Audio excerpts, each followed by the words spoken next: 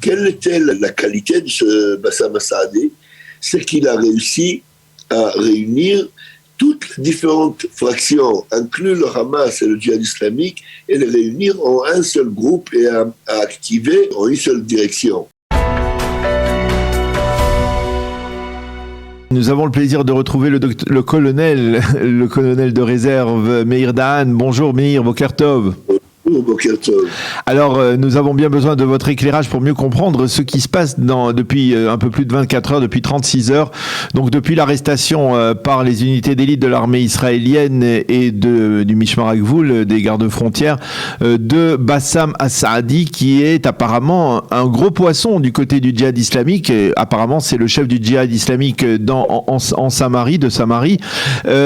Pourquoi, finalement, dans le cas précis, on a assisté à une initiative de la part d'Israël qui paraît être sans précédent, à savoir, après l'arrestation d'un terroriste, eh bien, Israël prend les devants, ferme des routes du sud du pays, met en état d'alerte les dômes de fer pour prévenir une riposte du djihad islamique, comme si cette riposte était automatique et que ça faisait partie du jeu. Oui, vous savez, Daniel, il y a beaucoup de choses qui se réunissent sur ce point. D'abord, la question pourquoi il a été arrêté maintenant et pas avant. C'est un personnage très connu dans le service. Il est rentré et sorti plusieurs fois dans la prison israélienne. Il a perdu 2 enfants dans des attentats et dans des luttes avec les soldats. Et sa femme a été arrêtée, ses autres enfants ont été arrêtés. Il est très, très, très connu. Alors pourquoi maintenant? Ça, c'est la grande question. Et deuxièmement, on verra quel est le lien avec le djihad islamique de la bande de Gaza. Alors, vous savez, depuis la dernière chaîne des attentats, Israël a ciblé la région de Jenin comme un nid de problèmes qui se montrait comme Chomat Magen, la même période. On attendait, c'est l'OLP, l'autorité palestinienne, qui a perdu le contrôle dans cette région. Et on se pose la question, pourquoi? Qu'est-ce qui s'est passé là-bas? Vous savez, Daniel, vous vous souvenez, on a parlé de ça. Là-bas, c'est pas le djihad islamique ou le Hamas ou les différentes dizaines de fractions autres, de groupes de gangsters. Là-bas, c'est une jeunesse qui s'est relevée, qui n'a pas connu Chomat Magen, qui a la légende de Chomat Magen, mais pas... Ils étaient enfants quand ça s'est passé, et ils ont pris des positions. Et quelle était la qualité de ce Bassam Assadé? C'est qu'il a réussi à réunir toutes les différentes fractions, inclus le Hamas et le djihad islamique, et les réunir en un seul groupe et à activer en une seule direction.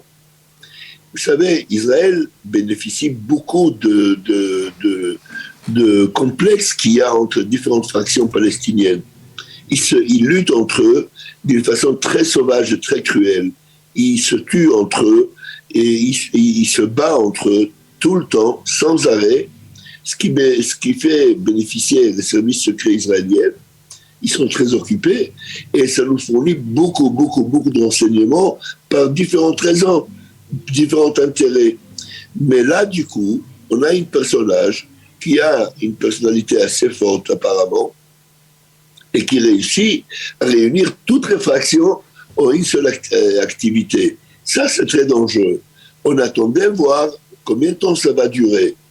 Cependant, que les différentes unités israéliennes ont fait beaucoup de raids et des centaines d'arrestations et des terroristes tués aussi durant les 3-4 derniers mois. Mais on voyait que ça ne s'arrêtait pas. Non seulement ça ne s'arrêtait pas, ça a pris de l'ampleur et ça a pris une vraie direction. Il commençait à devenir un leader par lui-même, mis à part sa participation au djihad islamique. Alors qu'il est marié avec le djihad islamique de tous les points de vue, idéologique, pratique et tout. Et là, on a vu que ça y est, et cette personne commence à vivre comme un grand leader. Il commence à se déplacer, il commence à s'entourer, il commence à faire toutes les manières d'un leader local. Chose qu'Israël ne peut pas se permettre en Cisjordanie. Ce qu'on peut encore se permettre à la bande de Gaza, on ne peut pas se permettre en Cisjordanie. À côté de ça, il y a l'autorité palestinienne qui en souffre. ils n'avaient pas le courage de rentrer dans cette région.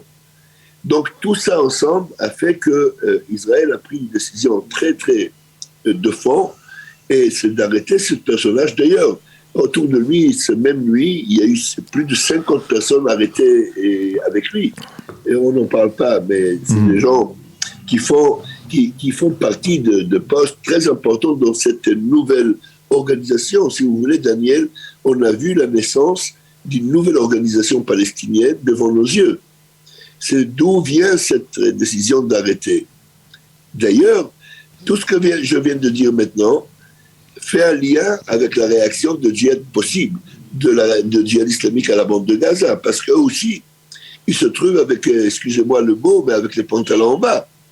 Parce que du coup, un leader qui fait partie de chez eux montre des élans indépendants, et pour cacher ça, ils essaient de se montrer le patron de cette personne et de le protéger. C'est pas n'importe qui a été arrêté, c'est un grand personnage qui a été arrêté pour eux. Ils veulent le montrer. Donc, vous allez me demander quelle est la nature de la réaction israélienne par rapport au Sud. Là, vous savez, je ne donnerai pas mon opinion personnelle qui est... J'aime pas trop ce genre de réaction, mais bon, la logique qui a mené à ça, c'est justement le grand complexe qu'on a à la bande de Gaza. Les relations, ou si vous voulez, la conversation avec le Hamas se passe d'une façon assez régulière à travers les Égyptiens et d'une façon assez claire. Et d'ailleurs, on voit depuis presque 2 ans de plus ou moins un calme constant et de développement petit à petit des droits de l'homme, des permis de travail, et tout le monde, les deux parties donnent beaucoup plus de poids à la question humanitaire, et tout en regardant bien ce qu'ils font là-bas. Le problème, et ça c'est notre problème à la bande de Gaza, et si vous voulez, dans tous les territoires Cisjordanie ou autres, c'est que c'est le manque de contrôle d'une autorité précise. Le Hamas ne contrôle pas le djihad islamique, et je vais vous dire quelque chose de nouveau. Le djihad islamique ne contrôle pas le djihad islamique. Ah oui. À l'intérieur du djihad islamique, ils ont des dizaines, pas de quelques-uns, des dizaines de petits groupes qui sont réunis sous le chapeau de djihad islamique, mais qui agissent indépendamment. Et que chacun veut créer sa place et monter de grade d'importance. Mais alors finalement ça, Meir, c'est-à-dire, j'ai très bien compris votre explication. C'est très impressionnant ce que vous venez de nous expliquer de ce qui se passe autour de Bassam al-Saadi, donc en Judée-Samarie. Mais cette fracture, cette dispersion au sein du djihad islamique dont vous parlez à l'instant, finalement, elle profite à Israël, ou alors au contraire, c'est-à-dire ça risque parce que finalement, ce que l'on constate, et ça c'est véritablement l'un des acquis du gouvernement Bennett Lapid, c'est que le calme est maintenu. C'est-à-dire finalement cet effritement du djihad islamique à l'intérieur de la bande de Gaza semble profiter à Israël. D'une part, ça fait en profiter Israël, bien sûr, et ça si vous voulez, ça approfondit la conversation avec le Hamas, parce que du coup, d'une façon le plus bizarre au monde, on a un intérêt commun, c'est de garder en calme le djihad islamique. Mais à côté de ça, c'est aussi le danger. Et d'où vient la réaction de Tzahal et d'autres services en ce moment de barrer toute la région, d'éviter de passagers et des voitures, et des trains et tout ça. Alors que moi, personnellement, je pense que c'est une réaction qui montre pas bien, mais bon, vous savez que pour nous... Juste une précision, Meir. D'un civil, pour nous, c'est le plus important au monde. On essaie de garder... parce que là, on essaie d'éviter une réaction impulsive d'un petit groupe qui a d'autres intérêts, qui veulent créer sa place parmi les organisations différentes là-bas dans le bande de Gaza. C'est de ça Il s'agit que de ça. D'accord, alors je comprends, mais par exemple, ce que vous dites par rapport au fait qu'on ferme des routes du nord du sud d'Israël, pardon, on ferme des routes, ça veut dire qu'il y a des endroits dans la bande de Gaza d'où les terroristes peuvent tirer, comme des snipers, il peut y avoir des snipers. Pourquoi finalement, lors d'une tension, même sans qu'il y ait de raison valable, eh bien, l'armée israélienne ne détruit pas ce genre de points de tir, de point de départ de tir. On pense en particulier à une tour qui a été installée ces derniers temps en face de Netiv HaHasara. On a fait semblant de la déquiller.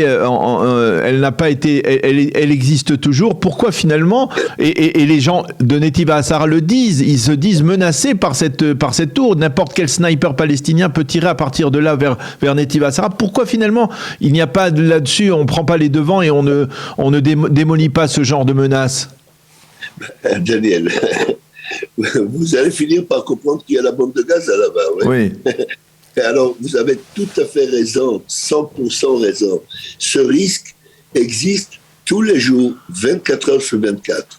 Okay? D'où la réaction israélienne est très importante. Ils doivent savoir que s'il y a une faille, Israël va agir d'une façon très, très, très importante, chose qu'on a fait et qu'on a maintenue depuis plus d'1 an et quelques. C'est si vous voulez, une nouvelle réalisation d'une stratégie, mais d'une façon extraordinaire. Ils ont été touchés très profond à chaque fois qu'il y a eu quelque chose, une faille. Parce que la réalité est, et c'est ce qu'on essaie d'éviter maintenant, c'est qu'on est toujours au point de dormir. Toujours. Mais bon, il y a aussi Israël qui fait exactement la même chose et qui voit chaque mouvement qui se passe là-bas. Et s'il y a un sniper ou quelqu'un qui monte quelque part, on le voit. Grâce à Dieu. On les a éloignés assez. Mais bon, ça fait partie du même territoire, donc on peut pas les éviter, ils sont là-bas. Aujourd'hui, ce qu'on craint, c'est une surprise par un fou entre guillemets, qui monte sur une colline et qui fait un coup de tir de cornette ou du feu précis quelque part pour une cible qui bouge dans. Donc ça veut dire pour un fou comme vous dites qui risque de monter sur une colline, eh bien on paralyse, on va dire, l'activité en partie du sud du pays. Ça peut paraître stupéfiant. Je suis tout à fait de votre avis, Daniel, mais bon, on n'est pas là pour donner le propre. Vous savez, si vous voulez aller dans cette question philosophique et pratique, j'irai loin assez pour parler de Kippat Barzel, de l'Iron Dome. Là aussi, est-ce que ça a été bon pour nous ou pas? Hier, un de mes enfants m'a posé la question, Papa, qu'est-ce que tu en penses de Kippat Barzel? Je lui ai dit, ça nous a donné trop de temps de réfléchir. Mm-hmm. Oui, c'est le même problème. C'est le même problème dont on avait parlé il y a une semaine à peine, lorsque les habitants du nord du pays, de la frontière avec le Liban, se sentaient menacés par le Hezbollah, en dépit de la barrière de béton que Tsahal est en train de construire. Finalement, ces barrières de béton, elles ne permettent pas de bloquer, par exemple, les drones qui circulent un peu partout, que ce soit du Hezbollah. Rien du tout. Ça bloque rien du tout. Ça évite, ou peut-être le tunnel, ça évite une surprise, un raid en surprise, mais bon, ça évite rien du tout. Ouais. Le problème est toujours là, et vous savez, le cancer, il faut le tuer là où il est, et non pas sans servir d'antibiotiques. Ouais. Mais bon, vous savez, on a compris. On fait ce mesure que, à mon avis, à long terme, c'est malheureux. Alors, je voudrais une dernière question, peut-être un deuxième sujet à aborder avec vous. On ne peut pas ne pas en parler parce que c'est tout à fait impressionnant. Ce qui s'est passé avec Ayman al-Zawahiri, le numéro 2, celui qui est devenu le chef d'Al-Qaïda, celui qui était l'un des cerveaux des attentats du 11 septembre. Cette élimination, la manière dont les Américains ont éliminé al-Zawahiri, ainsi que la manière dont ils avaient éliminé à l'époque Souleimani. Et finalement, les Américains disposent de capacités assez impressionnantes. Là, si je ne m'abuse, pour essayer de faire partager à nos auditeurs un peu ce qui s'est passé, c'est un missile qui n'avait pas d'explosifs, mais qui avait des lames qui a, on va dire, découpé en morceaux Al-Zawahiri, c'est ça? C'est grosso modo ce qu'on peut dire sur cela? D'abord, il explose. Il fait son dégât d'abord en explosion. Ah, parce qu'on a dit qu'il n'avait pas d'explosifs. Il lance, je ne sais pas comment on dit ça en français, cette Sat Mitzrah. Et on la connaît en petite... Une bombe à fragmentation. En certains périmètres. Alors, séparés avec des petites lames très, très tuantes, très, très graves, mais qui arrachent tout ce qui se passe en espace de 5 à 10 mètres carrés. Quelque chose d'extraordinaire. Mais bon, vous savez, la descente de Zawahiri, c'est une revanche propre. C'est un vieux personnage qui a mal géré l'Al-Qaïda depuis que Ben Laden est parti, et que ça n'a pas tué l'idéologie d'Al-Qaïda. Al-Qaïda existe, comme Daesh existe d'ailleurs, on a tendance à oublier, et qui est beaucoup plus dangereuse d'ailleurs. Mais bon, c'est une revanche américaine, 20 ans après, 25 ans après. Est-ce que, je vais vous poser la question comme ça, est-ce qu'Israël dispose, Meir, est-ce qu'Israël dispose de la même technologie que les Américains à ce niveau-là? Attendez vraiment que je vous réponde, Daniel. Vous savez, je vous répondrai à la première question il y a encore 20. Ah oui. J'imagine qu'Israël n'est pas en retard de tout le développement qui se passe autour, d'une originalité ou autre. Vous savez, après qu'on a découvert on détient le laser, quoi d'autre peut vous prendre en surprise, Daniel? Effectivement. Merci beaucoup. Colonel Meir Dahan, de nous avoir éclairé donc sur ces développements. Bien entendu, d'abord dans le sud du pays, il y a l'arrestation de Bassam Saïdi, chef du djihad islamique de Samarie. Merci de nous avoir éclairé donc sur ce dossier brûlant d'actualité. On comprend mieux maintenant pourquoi la situation est tendue dans le sud du pays. Merci d'avoir été avec nous. Bonne journée, Meir, à bientôt. Bonne journée.